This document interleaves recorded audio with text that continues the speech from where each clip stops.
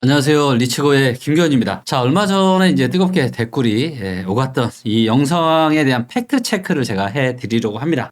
그 영상이 이제 이거죠. 6월달 이제 아파트 실거래가 하락에 대한 팩트 체크를 제가 해 드릴 거고요. 요 영상이었습니다. 6월 아파트 실거래가 충격 결과 상승이 아니라 하락을 했다. 요거에 대한 내용인데, 일부 댓글을 제가 보겠습니다. 일부 댓글을 보니까 2급지, 3급지 거래가 늘어나고 있다는 의미지, 무슨 하락입니까? 이렇게 이야기를 해주셨어요. 자, 또 어떤 분은 가격이 낮은 아파트 거래 비중이 높으면 평균가는 낮아지는 거죠. 이 데이터를 가지고 실거래가가 하락을 했다고 하락 조짐이라고 해서는 안 됩니다. 가격대별 거래 건수를 한번 보세요. 이렇게 또 질문 주셨고, 또 크크 중급지 거래량이 늘어났다잖아요. 상급지에서 중급지 하급지로 확대, 당연히 단가는 줄어들겠지만 더 확대되겠지. 서울 아파트 거래량 6월에 6,000건 넘어서 7,000건 예상되는데 크크. 자, 또 이런 분도 있습니다. 저는 대표님 뷰에 동의하고 내년에 매수하려고 대기 중입니다. 다만 6월 평균 가격이 내려간 거는 이전에 비해서 저가 아파트 지역이 주로 거래돼서 그럴 수도 있지 않을까 생각됩니다. 그래서 그 지역에서는 실제로 가격이 오른 채로 거래되었는데 서울 전체로 잡았을 때는 평균 가격이 떨어지는 효과가 있지는 않을까 조심스레 추측해 봅니다. 근데 이것마저 보정이 된 그래프였다면 떨어진 게 맞겠네요. 이렇게 또 주셨고, 또 어떤 분은 김기현 선생님 하락으로 방향을 정해놓고 데이터를 마음대로 분석하시고, 아닌데 저는 그건 아닌데 자, 그걸 아무것도 모르는 분들에게 호도하시는 건 선생님 같으신데요. 상승 거래가 맞나 하락 거래가 맞나를 분석할 때 각 단지별 실거래가 통계로 확인하시는 것도 아니고 서울시 거래가격 평균값으로 상승과 하락을 논하신다고요. 이건 말 그대로 고가 아파트가 많이 거래됐으면 오르고 중저가 아파트가 많이 거래됐으면 내리는 데이터 아닌가요? 지금 중저가 아파트까지 온기가 퍼지면서 중저가 아파트의 거래 비중이 올라갔기에 충분히 나올 수 있는 지표를 있는 그대로 해석 안 하시고 하락 거래가 많다 놀랄 루자입니다. 자, 부동산이 하락하지 않으면 안 되는 무슨 이유가 그렇게 많으시길래 데이터를 기반으로 하시는 전문가라는 분께서 이렇게까지 하시나요? 자, 제가 이제 이런 유사한 많은 댓글들을 보면서 제가 하고 싶은 얘기는 많았지만 제가 꾹 참았습니다. 왜냐면 이제 데이터로 이제 제가 말씀을 드리려고 제가 이제 꾹 참았고요. 자, 그러면 이제 반대로 제가 물어보겠습니다.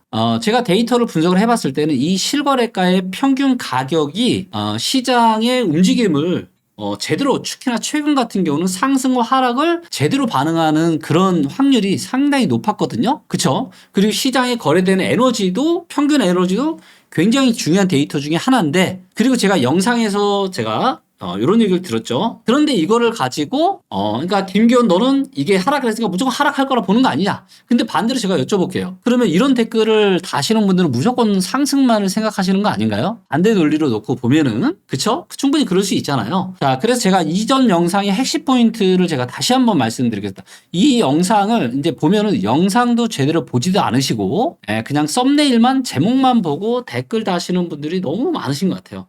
영상을 다시 한번 차분하게 좀 보셨으면 좋겠고요. 제가 무슨 얘기를 했냐? 핵심 포인트는 이겁니다. 핵심 포인트는 뭐예요? 자, 평균 거래 가격도 시장의 흐름을 판단하는데 꽤 도움이 된다. 직전에 저점과 23년의 저점, 24년의 저점, 그리고 고점을 알아맞추는데 상당히 도움이 됐던 데이터 중에 하나다. 그렇기 때문에 이것도 충분히 참고를 해볼 만한 좋은 데이터 중에 하나다라고 판단해서 말씀드린 거였고요. 자, 두 번째는 뭐냐? 제가 또 뭐라 그랬냐? 자, 6월 달에 지금 데이터가 전부 다 집계가 되지 않았으니까 데이터가 바뀔 수 있다. 그러니까 좀 더 두고 보자. 아직은 확정은 아니다. 제가 또 이런 말씀 드렸고, 그 다음 세 번째로 제가 상당수가 시장이 너무 뜨거워지고 있다. 그러니까 우리가 KB 통계나 한국 부동산 통계를 보면 좀 느리잖아, 2, 3개월. 근데 이런 데이터들을 가지고 시장이 막 너무 뜨거워지고 있다고, 지금이라도 막 빨리 안 사면 절대로 안 될 것처럼 막 이렇게 분위기 조장을 하시는 분들이 너무 많으니까, 그래서 제가 실거래가 데이터를 제가 가지고 보여드리면서 올라가는 지역, 특히나 뭐 강남, 서초, 성동 이런 데는 올라가는 거 맞아요, 지금도. 근데 그렇지 않은 지역들도 있다라는 거죠. 그래서 이거를 실제 데이터로 제가 팩트체크 해드린 거고, 그렇게까지 시장이 막 엄청나게 난리가 난 건 아니다. 근데 사람들은 내가 보는 지역, 내가 아는 데만 아니까 그런 데를 보면은 시장이 뜨거운 데도 여전히 있겠죠.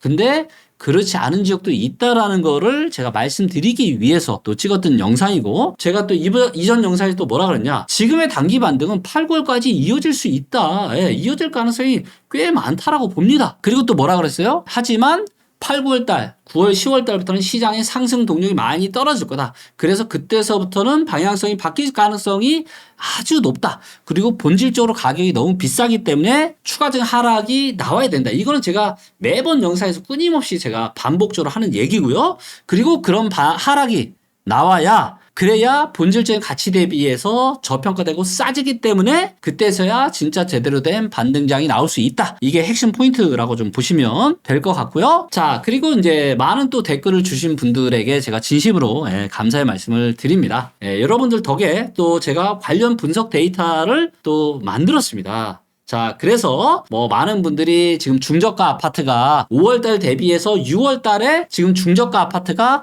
거래가 많이 됐기 때문에, 그래서 지금 아파트 거래 가격 평균이 떨어진 거다라고 지금 저한테 반박글을 근거 하나 없이, 근거 없죠, 그분들은.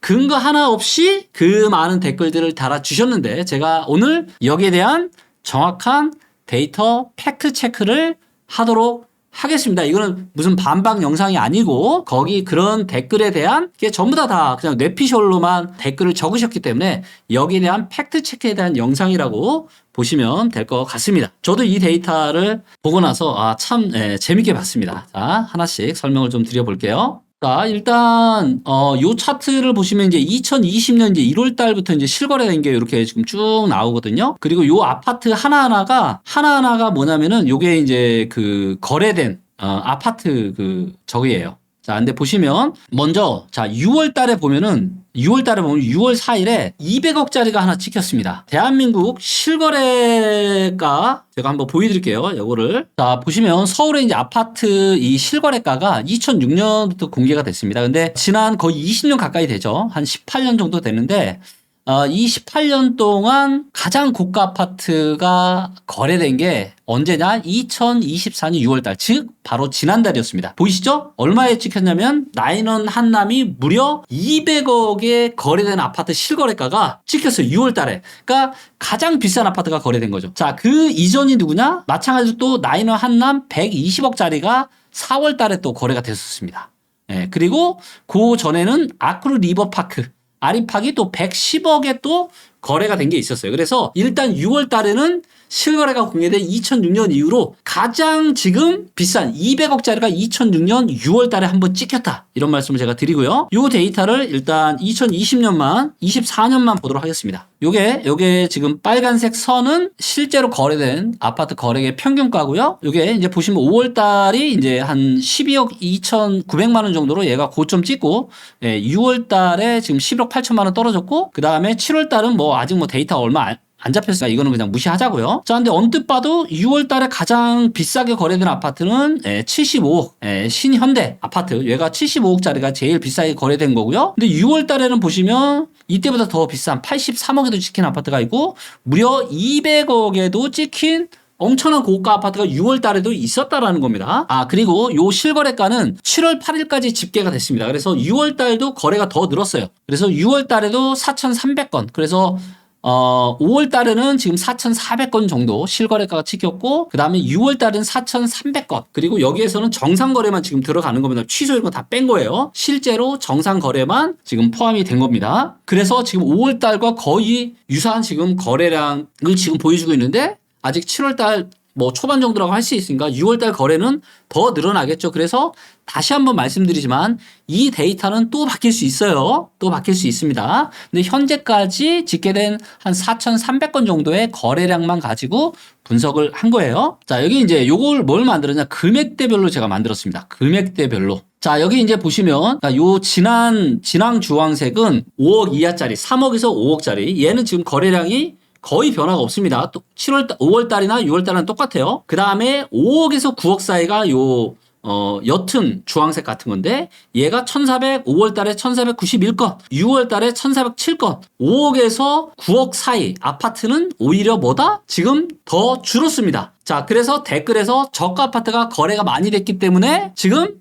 평균 가격이 내려갔다라고 그렇게 근거 없이 데이터 없이 얘기하신 분들의 가정은 지금 틀렸다라는 게 일단은 1차 결론이고요. 자, 그 다음에 이제 진앙 녹색은 9억에서 15억 사이입니다. 9억에서 15억 사이. 그래서 이 정도면은 그래도 많이 좀 사볼만 한 가격이죠. 서울에서는. 그래서 요거 같은 경우는 1568건에서 1718건으로 오히려 더 늘었습니다. 9억에서 15억 사이는 지금 더 늘은 거죠. 거래량이. 그래서 여기까지만 또 놓고 보면은 그래도 저가가 아니라 중간 가격에 이삭되는 아파트 거래량이 5월 달부터는 6월 달이 더 많아졌어요. 그러면은 여기까지만 지금 15억 이하 아파트만 봤을 때는 뭐예요? 평균 가격이 올라가는 게 맞지 않겠습니까? 그쵸? 근데 평균 가격이 지금 내렸다라는 거죠. 그래서 많은 분들이 가정을 하는 것처럼 무슨 이 아파트의 가격이 주변 지역으로 퍼져가지고 주변 지역이 거래가 많이 되니까 평균 가격이 떨어졌을 거라고 전망한 내용은 뭐다? 아직까지는 틀렸다.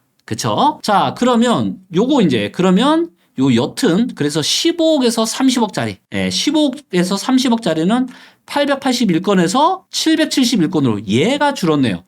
그러면 비중이 제일 큰 게 5억 초과 9억, 그 다음에 9억에서 15억, 15억에서 30억, 요 정도. 여기가 지금 거래 비중이 제일 크죠. 이 칸이 제일 큰 걸로 봐서. 근데 뭐가 지금 줄어들었어요? 바로 15억에서 30억 이하의 조금 고가 아파트라고 할 수 있는 거에 비중이 줄어들었습니다. 그래서 고가 아파트의 거래가 조금 줄어서 평균 가격이 좀 내려갔구나라고 우리가 가정을 해볼 수가 있겠죠. 자, 그래서 절대로 많은 분들이 판단하시는 것처럼 이게 중저가로 터져서 그런 거는 절대 아니다. 오히려 고가 아파트에 지금 거래가 줄고 있다. 그래서 평균 가격이 좀 내려갔다. 이렇게 볼 수 있을 것 같고. 자, 30억에서 50억. 30억에서 50억 이것도 140건이 5월 달에 거래가 됐는데 6월 달에는 98건밖에 거래가 되지 않았습니다. 그러니까 상당히 15억 이상에서 지금 한 50억 정도 대다수 이 안에 들어올 텐데 이 아파트의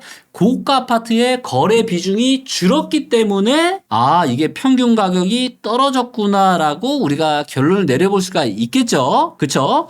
자, 그렇지만 또 개별적으로 봤을 때는 5월 달보다 훨씬 더 많은 이거는 뭐 압도적으로 200억짜리가 또 6월 달에 거래가 됐기 때문에 이것까지 포함을 해서도 지금 아파트의 평균 가격이 지금 12억 3천만 원에서 한 11억 8,800만 원 정도로 조금 줄었다. 그래서 이거는 좀 더 일단은 시간이 좀 지나봐야 우리가 좀 더 알 수가 있고 이게 근데 추세적으로 만약에 2개월 연속 만약에 우리가 이런 거죠.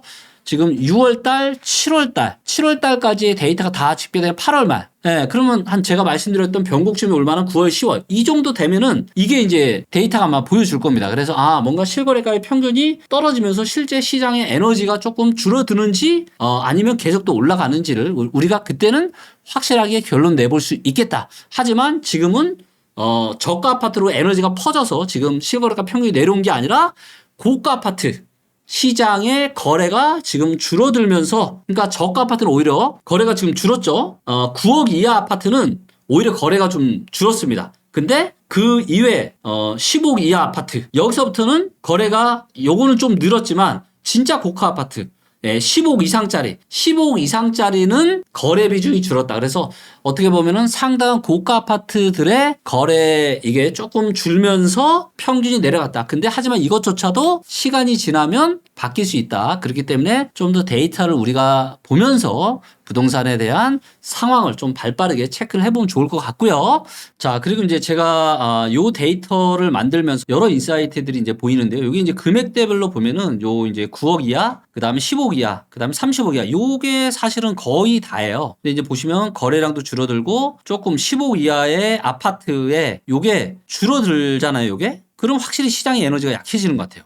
그죠? 자, 그리고 요게 이제 이렇게 늘어나면 초록색 비중이 늘어나고 요 옅은 살색 같은 거 요것도 비중이 늘어나면서 확실히 시장이 강세로 돌아서는 부분도 있는 것 같고 작년에도 보면 이제 9월 달 정도 이후로 10월 달부터 또 시장이 확실하게 이제 좀 하락적으로 방향 전환을 좀 했잖아요. 근데 이때도 보시면 확실하게 지금 30억 이하, 15억 이하, 그 다음에 9억 이하 요 세 군데의 이 거래량이 확실하게 이게 감소하는 거를 느낄 수가 있었습니다. 근데 이제 지금 6월 달까지는 지금 계속 이게 좀 늘어나고 있죠? 그래서 아직은 분명히 이제 길게 봤을 때는 단기 반등은 현재 이어는 지고 있다. 이렇게 판단해 볼 수 있을 것 같고요. 또 어떤 걸 또 만들었냐면 그러면 평형대별로 어떤 평형대가 거래가 많이 되는지를 또 데이터로 요 밑에 만들어 봤습니다. 그랬더니 이제 여기 이제 보시면 빨간색과 주황색, 옅은 주황색. 그래서 이제 빨간색이 중소형, 그 다음이 이제 중형, 그 다음에 이제 대형이 요 이제 초록 색깔, 약간 초록 색깔 이런 거죠. 그래서 이제 보시면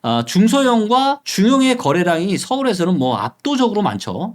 압도적으로 많습니다. 그 다음이 이제 대형이고요. 그래서 요것도 지역별로 다 또 볼 수가 있습니다. 그래서 일단은 지금은 중소형과 중형 위주로 지금 상당히 거래가 좀 많이 되고 있다. 이런 것들을 우리가 데이터를 통해서 볼 수가 있는 것 같습니다. 그리고 제가 다시 한번 말씀드리지만 지금의 상승세는 더 이어질 수 있다라고 저도 생각하고 있어요. 하지만 큰 맥락은 뭐다? 9월달, 10월달 지나면 시장의 에너지는 바뀔 수 있다.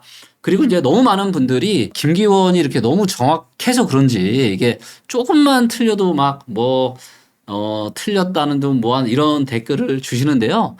일단 그 어떤 대단한 전문가라도 모든 걸 다 알아맞힐 수는 없는 겁니다. 왜냐하면 시장 현 상황이 있는 거고 미래에 어떤 일들이 벌어질지 모르기 때문에. 하지만 어떤 정부 정책이나 이런 거에 따라서 단기적인 짧게는 3, 4개월에서 길게는 1년 정도의 단기적인 시황은 얼마든지 바뀔 수 있지만 중요한 거는 뭐예요? 우리가 어깨 위인지 무릎 밑인지, 그래서 대체적으로 지금 부동산이 살만한 시점인지 아닌지는 데이터로 굉장히 정확하게 가늠할 수 있다. 이 부분을 꼭 명심하시고 데이터에 기반한 그런 의사결정을 하시면 좋을 것 같습니다. 이번 영상 이렇게 마치도록 하겠습니다. 감사합니다.